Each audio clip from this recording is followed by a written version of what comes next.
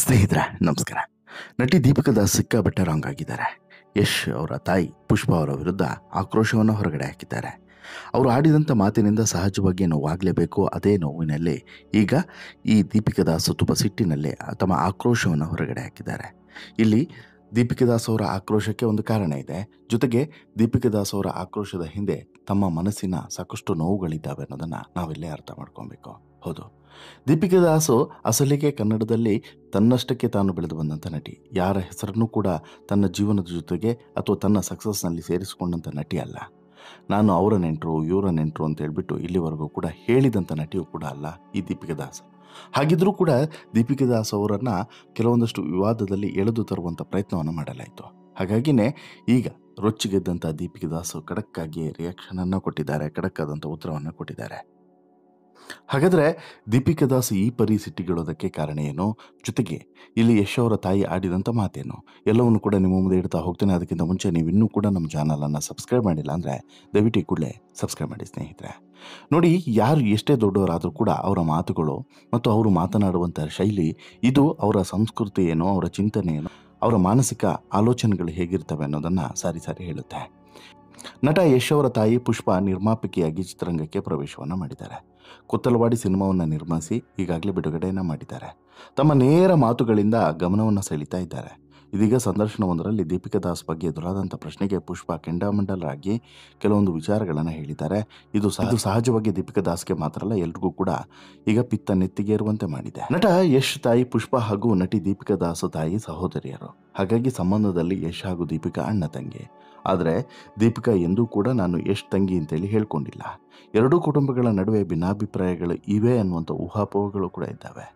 ಈಗ ಇತ್ತೀಚಿನ ಸಂದರ್ಶನದಲ್ಲಿ ಪುಷ್ಪ ಅವರು ಭಾಗಿಯಾಗಿ ಒಂದಷ್ಟು ಕಾಂಟ್ರವರ್ಸಿಯಲ್ ಸ್ಟೇಟ್ಮೆಂಟನ್ನು ಕೊಟ್ಟುಬಿಟ್ಟಿದ್ದಾರೆ. PA ಪ್ರೊಡಕ್ಷನ್ ಬ್ಯಾನರ್ ಅಡಿಯಲ್ಲಿ ಪುಷ್ಪ ಹೊಸ ಪ್ರತಿಭೆಗಳಿಗೆ ಅವಕಾಶವನ್ನು ಕೊಡೋದಕ್ಕೆ ಮುಂದಾಗಿದ್ದಾರೆ. ಹೊಸ ನಟ ನಟಿಯರು ತಂತ್ರಜ್ಞರಿಗೆ ವೇದಿಕೆಯನ್ನು ಕಲ್ಪಿಸುವಂಥ ಕೆಲಸವನ್ನು ಮಾಡ್ತಾ ಇದ್ದಾರೆ. ಹಾಗಾಗಿ ತಮ್ಮ ಚಿತ್ರದಲ್ಲಿ ದೀಪಿಕಾ ದಾಸ್ ಅವರಿಗೆ ಅವಕಾಶ ಕೊಡ್ತೀರಾ ಅನ್ನುವಂಥ ಪ್ರಶ್ನೆಗೆ ಪುಷ್ಪ ಗರಂ ಆಗಿ ನಿರೂಪಕಿಯ ಮೇಲೆ ಅಸಮಾಧಾನವನ್ನು ಹೊರಗಡೆ ಹಾಕಿದ್ದಾರೆ. ಇಂಥ ಪ್ರಶ್ನೆಗಳನ್ನು ಯಾಕೆ ಕೇಳ್ತೀರಾ ಅಂತೇಳಿ ಹೇಳಿದ್ದಾರೆ. ದೀಪಿಕಾ ದಾಸ್ಗೂ ನಮಗೂ ಆಗಲ್ಲ. ಅವಳು ಯಾವ ದೊಡ್ಡ ಹೀರೋಯಿನು ಆಯ್ಕೆ ಮಾಡ್ಕೊಳ್ಳೋದಕ್ಕೆ, ಯಾವ ಸಾಧನೆಯನ್ನು ಮಾಡಿದ್ದಾಳೆ ಅಂತ ಹೇಳ್ಬಿಟ್ಟು ಕರೆದು ಅವಕಾಶವನ್ನು ಕೊಡೋದು. ಸಂಬಂಧ ಆದರೂ ಕೂಡ ಅವರನ್ನು ದೂರದಲ್ಲೇ ಇಟ್ಟಿದ್ದೀವಿ.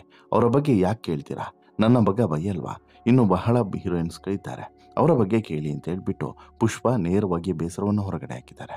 ಸಾಕಷ್ಟು ಜನ ಹೀರೋಯಿನ್ ಇದ್ದಾರೆ, ಎಲ್ಲರನ್ನೂ ಕೂಡ ಬಿಟ್ಟು ದೀಪಿಕಾ ದಾಸ್ ಯಾಕೆ ಹೆಸರು ತಗೊಳ್ತೀರಾ ಅಂತ ಹೇಳಿಬಿಟ್ಟು ಪುಷ್ಪ ಆಕ್ರೋಶವನ್ನು ಹೊರಗಡೆ ಹಾಕಿದ್ದಾರೆ.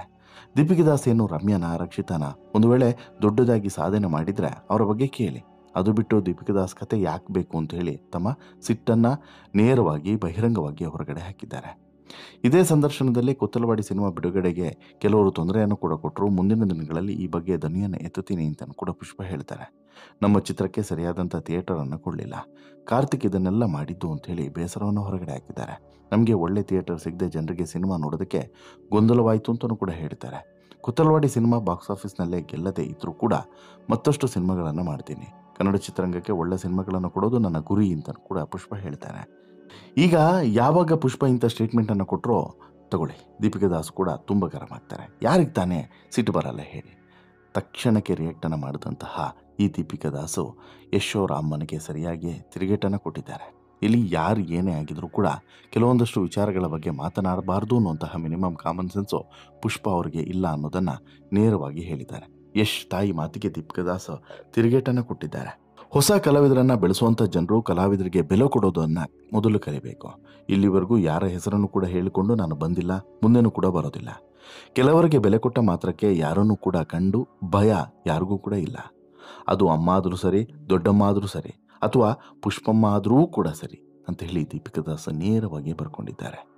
ಅಷ್ಟು ಮಾತ್ರವಲ್ಲ, with due respect of our industry, ನಾನು ಯಾವ ದೊಡ್ಡ ನಟಿಯೂ ಅಲ್ಲದಿದ್ದರೂ, ಏನೂ ಸಾಧನೆ ಮಾಡದಿದ್ದರೂ ನನ್ನ ಬಗ್ಗೆ ಹೀನಾಯವಾಗಿ ಮಾತನಾಡುವ ಯೋಗ್ಯತೆ ಯಾರಿಗೂ ಕೂಡ ಇಲ್ಲ ಅಂಥೇಳಿ ತಮ್ಮ ಪೋಸ್ಟ್ನಲ್ಲಿ ಬರ್ಕೊಂಡಿದ್ದಾರೆ. ಇದಕ್ಕೆ ದೀಪಿಕಾ ದಾಸ್ ಸೋಷಿಯಲ್ ಮೀಡಿಯಾದ ಮೂಲಕ ಪ್ರತಿಕ್ರಿಯೆಯನ್ನು ಕೊಟ್ಟಿದ್ದಾರೆ. ಅಂದರೆ, ನಾನು ಇಲ್ಲಿವರೆಗೂ ಕೂಡ ಯಾರ ಹೆಸರನ್ನು ಕೂಡ ಹೇಳಿಕೊಂಡು ಬಂದಿಲ್ಲ, ಕೆಲವರಿಗೆ ಬೆಲೆ ಕೊಟ್ಟಿದ್ದೀನಿ ಮಾತ್ರಕ್ಕೆ ಅದು ಭಯ ಅಲ್ಲ ಅನ್ನೋಂತನ್ನು ಹೇಳ್ತಾರೆ. ಇನ್ನು ನೇರವಾಗಿ ದೊಡ್ಡಮ್ಮ, ಅಮ್ಮ, ಪುಷ್ಪಮ್ಮ ಯಾರೇ ಆದರೂ ಕೂಡ ಸರಿ ಎನ್ನುವಂತಹ ವಿಚಾರವನ್ನು ಹೇಳೋದ್ರ ಮೂಲಕ ಪುಷ್ಪಗೆ ಸರಿಯಾದಂತಹ ತಿರುಗೇಟನ್ನು ಕೊಟ್ಟಿದ್ದಾರೆ. ಇನ್ಫ್ಯಾಕ್ಟು ಇದು ಸರಿಯಾಗಿಯೂ ಕೂಡ ಇದೆ. ದೀಪಿಕಾ ದಾಸ್ ಮಾತನಾಡಿರೋದು ಕೊಟ್ಟಿರುವಂಥ ತಿರುಗೇಟಿದೆಯಲ್ಲ 100ಕ್ಕೆ 100 ಕರೆಕ್ಟ್ ಇದೆ. ಯಾಕಂತ ಹೇಳಿದ್ರೆ ಇಲ್ಲಿ ಪುಷ್ಪ ಆಗಲಿ ಅಥವಾ ಇನ್ನು ಯಾರೇ ಆಗಲಿ ರೀ, ಆ ರೀತಿ ಮಾತನಾಡುವಂಥ ಹಕ್ಕು ನೈತಿಕತೆ ಯಾರಿಗೂ ಕೂಡ ಇರೋದಿಲ್ಲ. ಅಲ್ಲಿ ಅಷ್ಟು ಡಿಗ್ರೇಡ್ ಮಾಡಿ ದೀಪಿಕಾ ದಾಸನ್ನು ಕಂಡಮ್ ಮಾಡುವಂಥ ಅವಶ್ಯಕತೆಯೂ ಕೂಡ ಇಲ್ಲ. ದೀಪಿಕಾ ದಾಸ್ ಕೂಡ ಒಂದು 4 ಜನ ಅಭಿಮಾನಿಗಳನ್ನು ಹೊಂದಿರುವಂತಹ ನಟಿ. ಬಿಗ್ ಬಾಸ್ನಲ್ಲಿ 2 ಬಾರಿ, ಜೊತೆಗೆ ಸಾಕಷ್ಟು ಸೀರಿಯಲ್ಗಳಲ್ಲಿ, ಸಿನಿಮಾಗಳಲ್ಲಿ ನಟಿಸಿರುವಂಥ ನಟಿ. ಇವತ್ತಿಗೆ ಅವಕಾಶಗಳ ಕೊರತೆ ಇರಬಹುದು, ಅದಕ್ಕೆ ನಾನಾ ಕಾರಣಗಳು ಕೂಡ ಇರ್ಬೋದು. ಹಾಗಂದ ಮಾತ್ರಕ್ಕೆ ಇಷ್ಟು ಕೇವಲವಾಗಿ ಒಬ್ಬರ ಬಗ್ಗೆ ಮಾತನಾಡೋದು ತಪ್ಪಾಗ್ತದೆ. ಅದು ಕೂಡ ಹೊರಗಿನವರು ಕೂಡ ಅಲ್ಲ, ವೈಯಕ್ತಿಕ ದ್ವೇಷ ಏನೇ ಇರ್ಬೋದು, ಬಟ್ ಸಾಮಾಜಿಕವಾಗಿ ಸಾರ್ವಜನಿಕವಾಗಿ ಮಾತನಾಡುವಾಗ ಮೈ ಮೇಲೆ ಪ್ರಜ್ಞೆ ಇರಬೇಕಾಗಿರೋದು 100ಕ್ಕೆ 100 ಸತ್ಯ. ಇಲ್ಲಿ ಯಶ್ ತಾಯಿ ಮಾತನಾಡಿರುವಂಥ ಮಾತನ್ನು ಯಾರೂ ಕೂಡ ಒಪ್ಪಲಿಕ್ಕೆ ಸಾಧ್ಯನೇ ಇಲ್ಲ. ಅದು ದೀಪಿಕಾ ದಾಸ್ ಬಗ್ಗೆ ಅಲ್ಲದೆ ಇದ್ದರೂ ಬೇರೆ ಯಾವುದೇ ನಟಿ ಬಗ್ಗೆ ಮಾತನಾಡಿದರೂ ಕೂಡ ಅದನ್ನು ಒಪ್ಪೋದಕ್ಕೆ ಸಾಧ್ಯವೇ ಇಲ್ಲ. ಇಲ್ಲೂ ಕೂಡ ಹಾಗೆ. ಈಗ ಈಕೆ ಮಾತನಾಡಿರೋದು ಸಹಜವಾಗಿ ವಿವಾದದ ರೂಪವನ್ನು ಪಡೆದುಕೊಂಡಿದೆ ಮತ್ತು ಇದು ವಿವಾದವನ್ನು ಹೆಚ್ಚಿಸುತ್ತೆ ಅನ್ನೋದ್ರಲ್ಲಿ ಡೌಟ್ ಇಲ್ಲ. ನೋಡೋಣ, ಪುಷ್ಪ ಕ್ಷಮೆಯನ್ನು ಕೇಳ್ತಾರಾ, ದೀಪಿಕಾ ದಾಸ್ ಬಳಿ ಕ್ಷಮೆಯನ್ನು ಕೇಳ್ತಾರಾ, ಅಥವಾ ತಮ್ಮ ಅಹಂಕಾರದ ಮಾತುಗಳನ್ನು ಮುಂದುವರಿಸ್ತಾರಾ? ಕಾದು ನೋಡಬೇಕು. ನಿಮಗೆ ಅನಿಸುತ್ತೆ ಸ್ನೇಹಿತರೆ, ದೀಪಿಕಾ ದಾಸ್ ಕೊಟ್ಟಂಥ ತಿರುಗೇಟು ಮತ್ತು ಪುಷ್ಪ ಆಡಿದಂಥ ಮಾತಿನ ಬಗ್ಗೆ ನಿಮ್ಮ ಅಭಿಪ್ರಾಯ ಏನು? ದಯವಿಟ್ಟು ನಿಮ್ಮ ಅಭಿಪ್ರಾಯನ ಕಮೆಂಟ್ ಮಾಡಿ ತಿಳಿಸಿ. ಜೊತೆಗೆ ಇಷ್ಟ ಆಯಿತು ಅಂತ ಹೇಳಿದ್ರೆ ಲೈಕ್ ಮಾಡಿ, ಶೇರ್ ಮಾಡಿ, ಚಾನಲ್ಗೆ ಸಬ್ಸ್ಕ್ರೈಬ್ ಆಗೋದನ್ನು ಮರಿಬೇಡಿ. ಧನ್ಯವಾದ.